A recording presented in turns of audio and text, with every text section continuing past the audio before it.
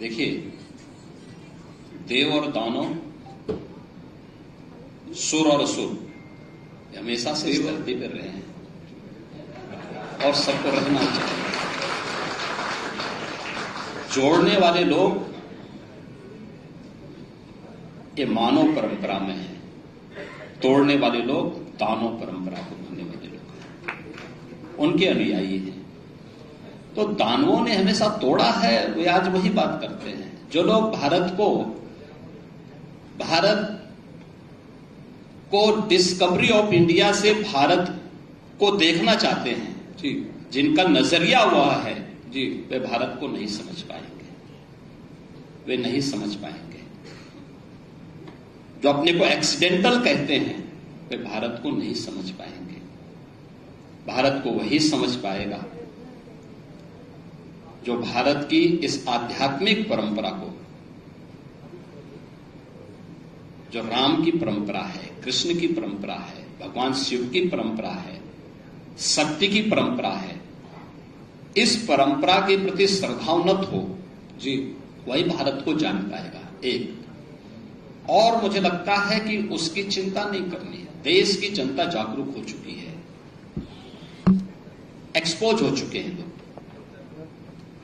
इनको इससे ज्यादा नंगा करने की आवश्यकता नहीं है। क्योंकि हमें तो कभी कभी डर लगता है कि कहीं इससे ज्यादा इनको और एक्सपोज करें तो कहां ये मुंह दिखाने लायक बचेंगे, कहीं नहीं बचेंगे। एक दूसरी स्थिति है, जहां तक आपने वक्फ की बात की है जी, मैं तो कभी कभी आश्चर्य होता है, ये वक्फ बोर्ड है या कोई माफियाओं का बोर्ड है, भू माफियाओं का बोर्ड बन गया। अरे याद रखना, एक एक इंच लैंड लेंगे। एक हमने उत्तर प्रदेश वक्फ अधिनियम में संशोधन किया है, पूरी 1369 फसली से लेकर के अब तक की एक एक राजस्व के अभिलेख की जांच करवा रहे हैं, और जिसको भी वक्फ के नाम पे कब्जा किया होगा उस एक एक इंच लैंड को लेकर के वापस करेंगे और गरीबों के मकान बनाएंगे, सार्वजनिक संस्थाएं, अस्पताल बनाएंगे, अच्छे शिक्षण संस्थान बनाएंगे। और कुंभ में दावेदारी करने वाले लोग जी, अपनी गनीमत देखो, अपनी खाल बचा लें तो गनीमत होगी उनकी। वो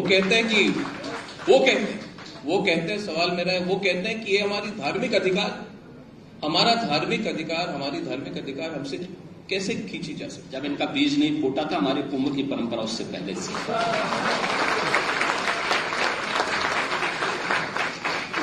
तो योगी जी, इस बार सनातन बोर्ड की बात भी आई है।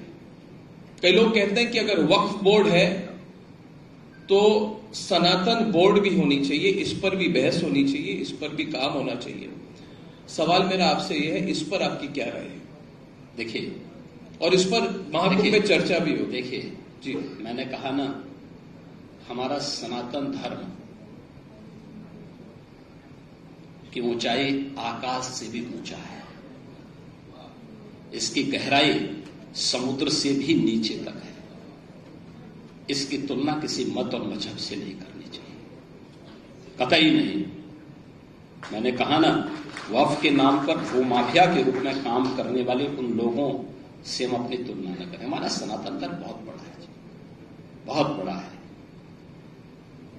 हमें उस विराटता का परिचय देना होगा। हाँ, सजग रहना होगा, फूट डालने वाले उन तत्वों को जो हमारी विरासत को नुकसान पहुंचाने का काम कर रहे हैं। और जहां तक आपने समाजवादी पार्टी के बउआ की बात की है, मैं बताना चाहूंगा, ये लोहिया जी के नाम पे राजनीति करते हैं। कभी डॉक्टर लोहिया को पढ़े तो उन्होंने कहा था कि अगर भारत को समझना हो तो दो बातों को याद रखना।